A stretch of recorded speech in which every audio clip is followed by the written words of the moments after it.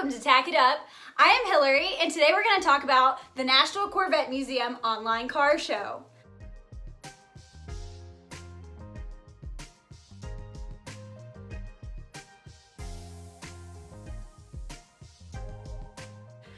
So, those of you who don't know, earlier this month, the National Corvette Museum put on an online car show, and hundreds of people entered their cars from all over the world, many different states, many different countries, people from all walks of life, male, female, all ethnicities. It was awesome. So many people just sharing their love of Corvettes, talking about their Corvettes, sharing stories about them, you know, all the generations, everything from C1 to C8. It was awesome. There were track cars that were showcased, and they also highlighted a few very special stories for some of these amazing vehicles and just what they've meant to their owners in their life, what drew people to the Corvette brand. And I entered both my cars. I entered the Yeti into the C5 track category. And I entered my black 1998 C5 Corvette, which is my first car that I bought when I was 16 with my own money. I'll do another video on that, but I entered that one in the regular C5 category.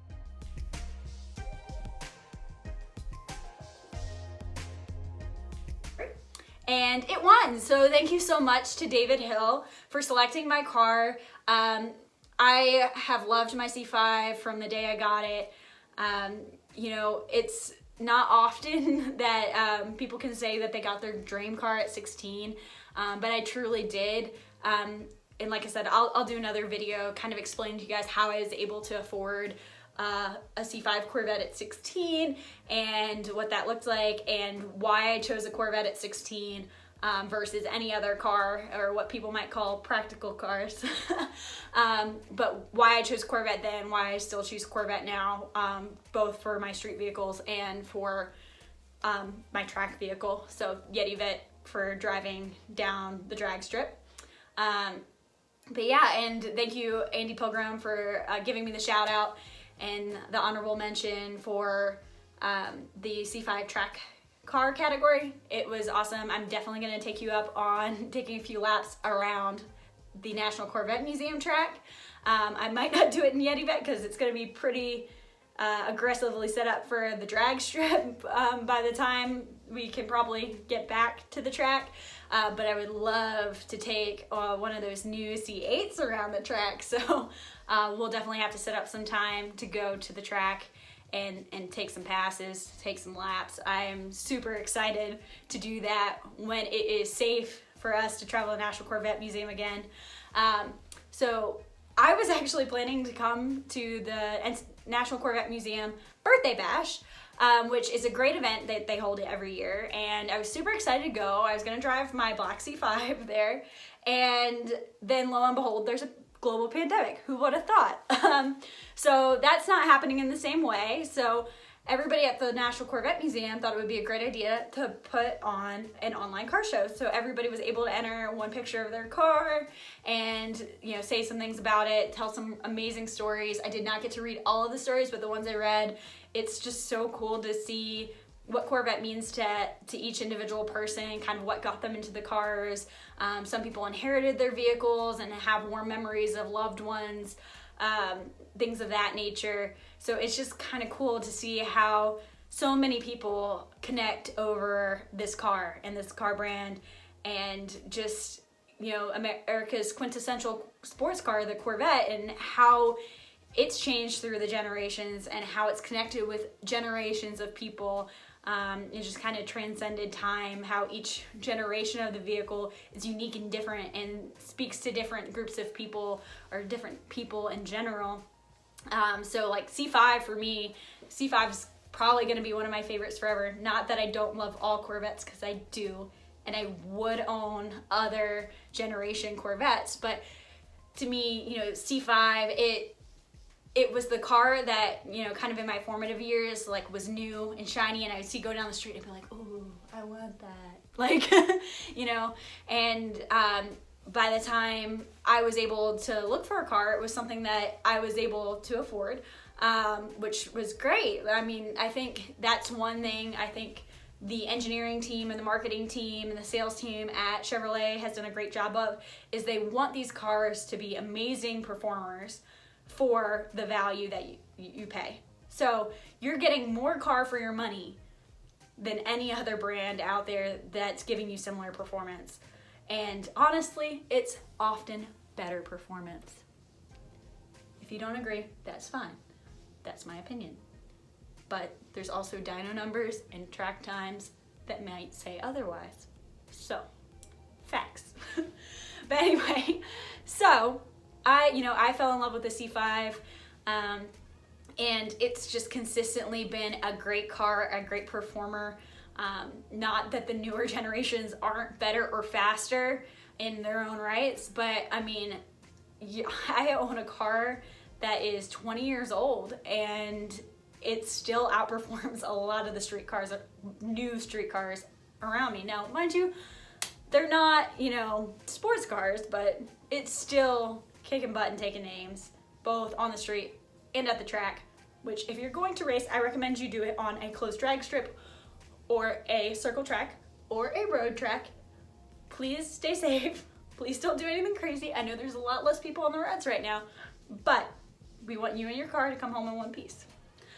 That's part of the reason that I bought Yeti Vet to drag race, is because I like to go fast, but I don't like speeding tickets. I like to go fast, but I don't like hitting deer. I like to go fast, but I don't want to end up in a tree.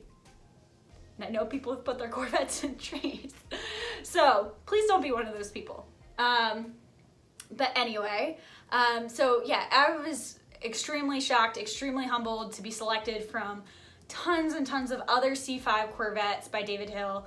It's a huge honor to have David select my car. Definitely somebody who I look up to, especially in the Corvette world. So extremely honored to be selected and have, the car I love honored and noticed in that way. That car is, one of my favorite things, in the sense that I have so many good memories with it. It fits me like a glove. I would live in it. My mom, when I was in high school and first bought it, she used to joke with me. She'd be like, "You would live in that car, wouldn't you?" And I was like, "Oh, I would totally live in it. Like, I would sleep in it. I would live in that car. I love that car so much." And luckily I never got kicked out of the house, so we didn't have to test that. But to this day, I would rather be nowhere than behind the wheel of that car. I've won trophies drag racing with that car, nearly stock.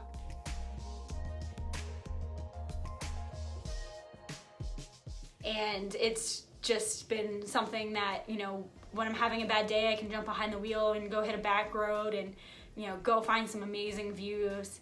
It has some great memories. I remember driving my brother to his first high school homecoming in that car. We have some amazing photos, which I will try and put in this video, so you can see me and Brooks at, 14 and 16 probably. Definitely 14 and 16.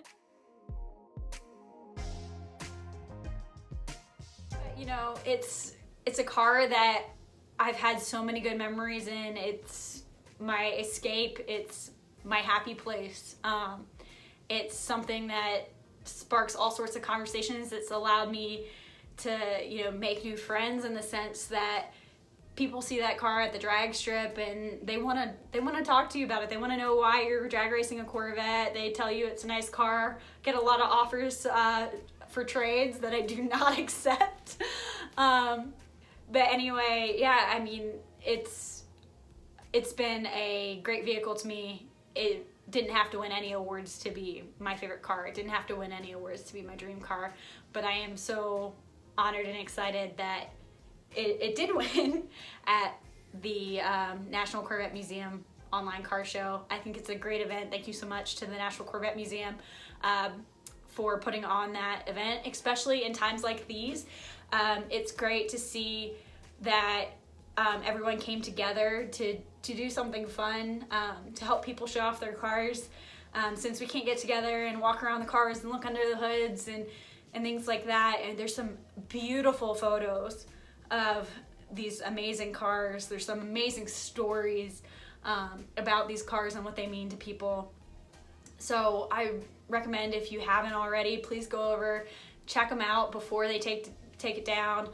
If they do this again, if you're a Corvette owner, I highly recommend you do it. It's a cool experience. It's cool to know that some Corvette legends and car enthusiasts and just really amazing people in the car world are looking at your car, admiring your car, and reading what it means to you. I think that's amazing, to have people like David and Andy looking at my car and appreciating me as an owner and the car for how I cherish it and use it, both as a tool at the racetrack and also just, you know, for fun and, you know, just as a Corvette enthusiast. I think that's awesome. I think it's amazing that the Corvette Museum was able to get all of these people together and look at all of our vehicles and learn about Corvette owners in a new way. So highly recommend you participate if you haven't this year, if they ever do it again, which I think they will, because there was a really good response to it. And I'm asking them formally in this video to do it again, because I think it was really cool, and not everybody can always make it to Kentucky for awesome events like the Birthday Bash, which I also recommend you go to if you can. I'm going to be at Corvettes Carlisle this year, which is another great Corvette event. If you guys have the opportunity to do that, I'm hoping that the pandemic kind of restrictions will be lifted in time for us to do that in August. So yes, there are lots of amazing things that you can do with your Corvette other than just driving it. Places to go, people who are Corvette crazy like you or me, to talk to and befriend. Corvettes is just a really cool group of people. Even if you're not a Corvette owner and you're watching this, you know, I'm sure you feel connected to your brand and your car in a special way. So I think you can appreciate that. Even if you're not a Corvette owner or a Corvette enthusiast, I still recommend you go look at the pictures of the cars and read some of the stories. I think it's cool, no matter what kind of vehicle you're into, to see that kind of thing, and see how people were able to come together in an event like this. Maybe it's something that you can do with your club or your group too. I just think it was an awesome idea. I'm still like in shock in the best of ways over this whole experience, and just to hear some amazing people in the world of Corvettes talk about my cars the way that they have. So yeah, I'm still like nervous excited over here. But anyway, so that's it for now. If you want to follow us on Instagram, you can do so at Tach_it_up. I recently got a TikTok, so I'll be putting some kind of more fun, lighthearted videos on there. And that's Tach_it_up_Hilary, in case my brother Brooks decides to get a TikTok. I'll work on him, because I'm sure he can have some fun videos for you guys too. And then also, don't forget to subscribe here, hit the like button, share this if you want, and also go over and check out the National Corvette Museum's video. They had a bunch of Corvette legends, a bunch of car folks talk in the video and present the winners, which to me was just so cool. And I think they did an amazing job. And you get to learn a lot about Corvettes, and kind of some really cool personal stories are woven into that video as well. So I'll try and link it below. All right, thanks guys. Bye.